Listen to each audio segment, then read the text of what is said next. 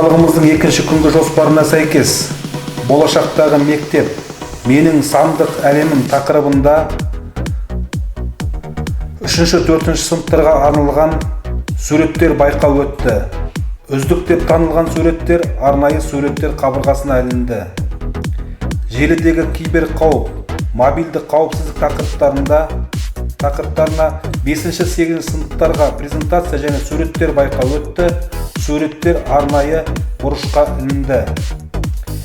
Менің мектептегі әлемім тақырыбында 5-8 сыныптар аралығында бейнеролик байқауы жүргізіліп жатыр. Үздік бейнеролик апталықтың соңында анықталады.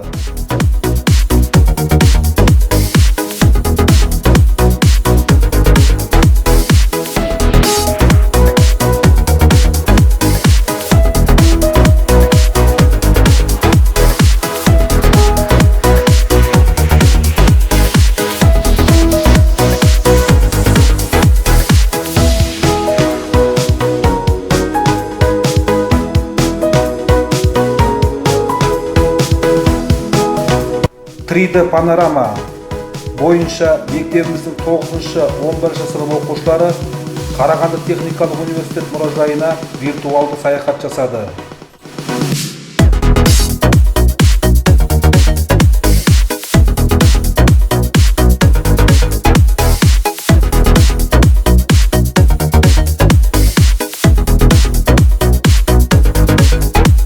Информатика пәні мұғалімі Сейсенбаева Лаура Мавлидовна 6 сыныптарға қашықтықтан Python бағдарламау тілінің ерекшеліктері тақырыбында сыныптан тыс іс-шара өткізді.